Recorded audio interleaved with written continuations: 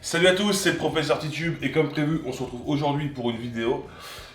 Ouais, parce que j'avais dit que s'il y avait assez de pouces vers le haut, dans la dernière vidéo, il y aurait une vidéo le dimanche et je pense qu'on va le faire plus souvent. Pas tout le temps parce que j'ai pas le time, mais voilà, on va pouvoir faire ce concept plus souvent comme ça. Si vous voulez plus de vidéos, vous pourrez le montrer et moi ça me fait mieux référencer par l'algorithme de YouTube.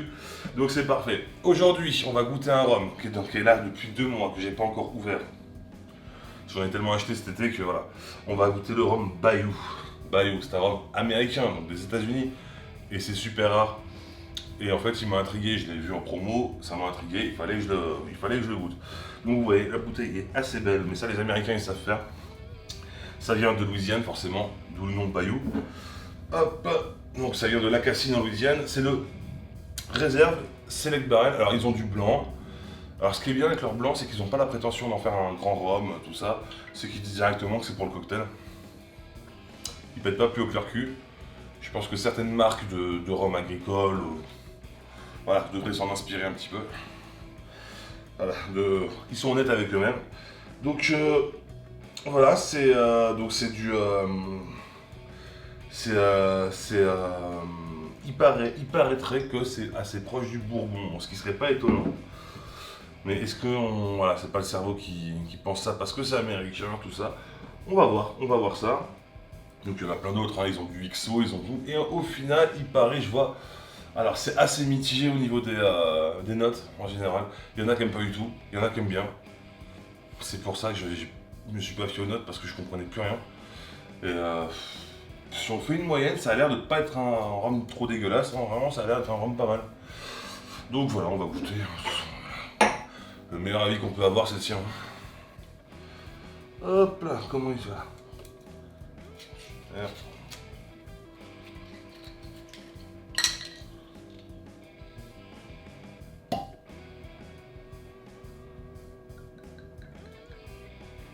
Je vais en faire un petit et après on va voir si on peut faire un petit cocktail avec. Parce que si c'est proche du bourbon, peut-être qu'on peut faire un petit old fashion au rhum, ça peut être sympa. En plus j'ai de quoi faire.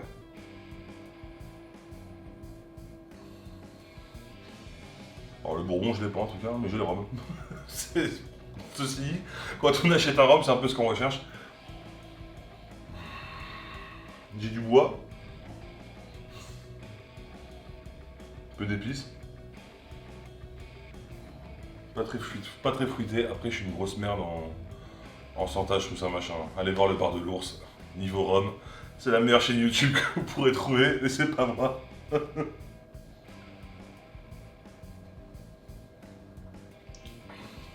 Ah, il est fumé. Très fumé. Ça, l'odeur de bois, c'est le bois fumé.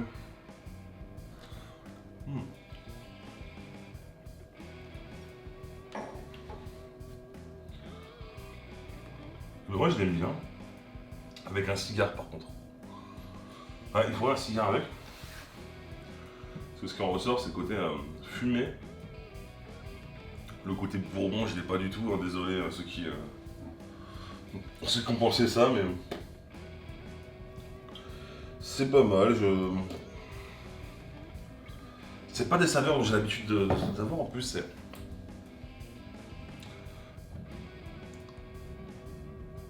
vraiment pas mal. C'est vraiment pas mal. Après, moi, je ne goûte pas beaucoup de rhum très cher, tout ça. Je ne suis pas le bar de l'ours, encore une fois, qui lui saura mieux vous conseiller que moi.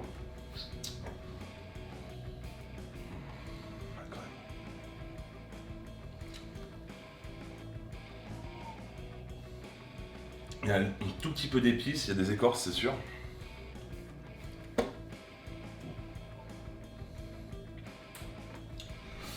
Et on va partir sur la old fashion.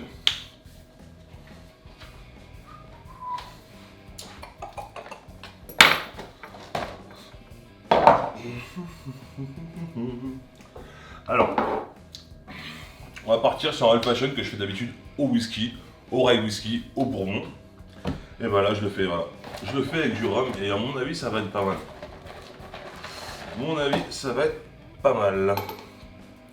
Je ne vais pas mettre la petite pointe de gazeuse que je mets par contre avec le whisky. Là, je ne vais peut-être pas la mettre.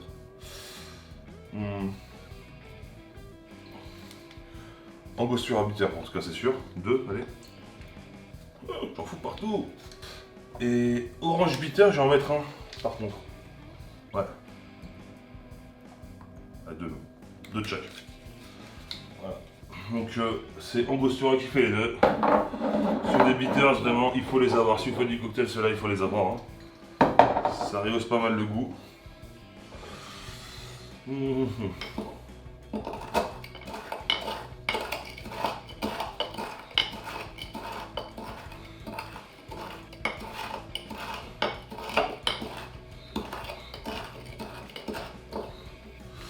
J'ai oublié la glace.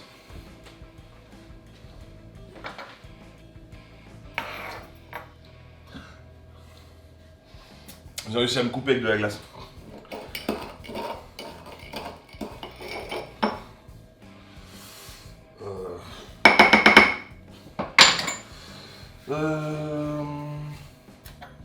Avec 20 ml de rhum Bayou, bon, je vais à l'aveugle parce que forcément, vous avez vu que j'ai ouvert la bouteille devant vous.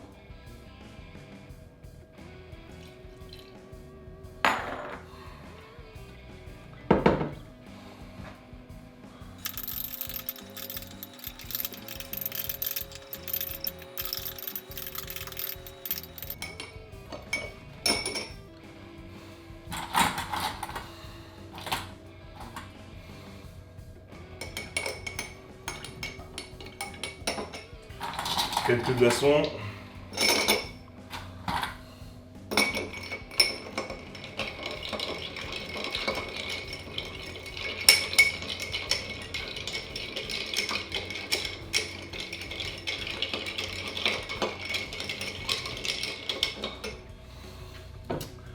On va remettre 20 dans le verre qui est déjà bien froid.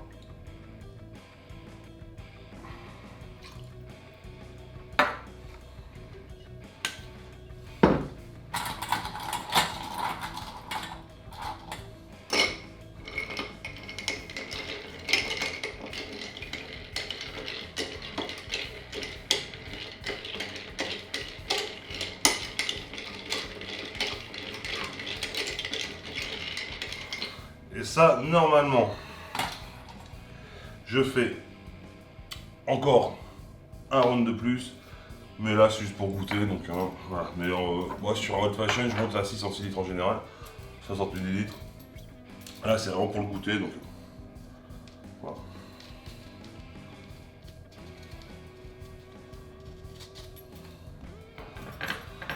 Zeste d'orange, évidemment.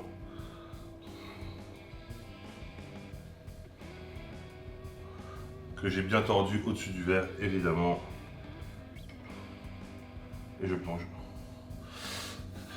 Quand on tord le zeste, évidemment, on vaporise des essences d'orange.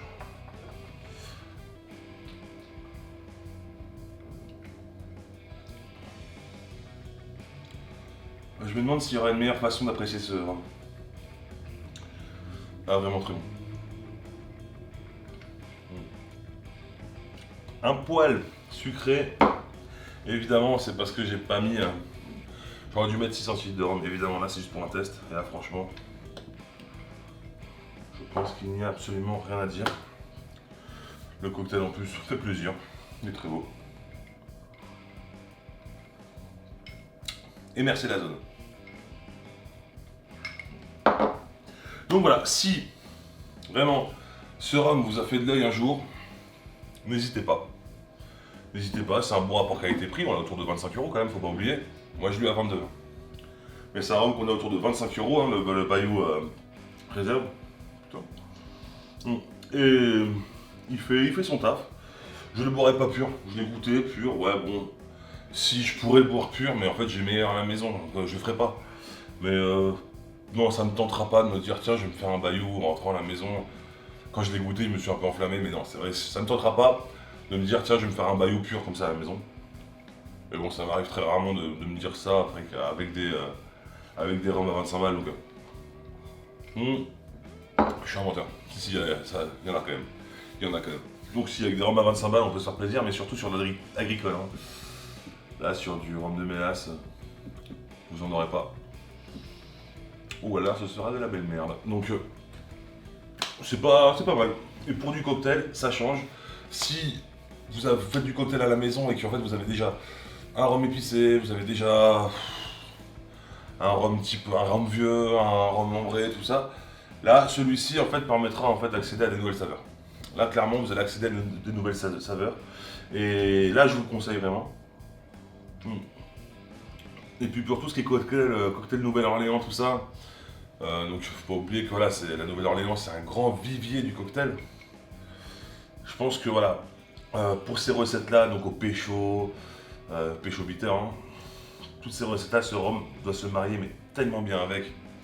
Donc voilà, si vous êtes en recherche de nouvelles saveurs, de saveurs très sud des États-Unis, là franchement ouais, allez-y. Mais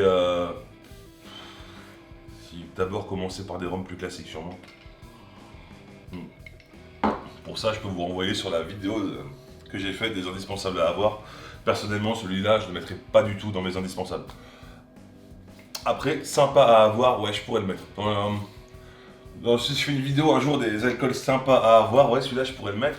Sachant qu'en plus de ça, ça fait toujours plaisir d'avoir un rhum qui vient d'un endroit un peu incongru, j'allais dire. Bon, niveau climat et niveau canne à sucre, y a pas de, c'est normal, en Louisiane, il y en a, donc c'est normal qu'on y fasse du rhum. Mais on pense pas aux États-Unis en premier quand on parle de rhum. Et donc voilà, c'est toujours sympa, donc s'il y en a que ça tente, vraiment allez-y. Je vais fermer. Franchement, vous pourrez vous amuser. Après, je vous préviens, il est un peu amer. Il est très boisé, très fumé. Il est très bon.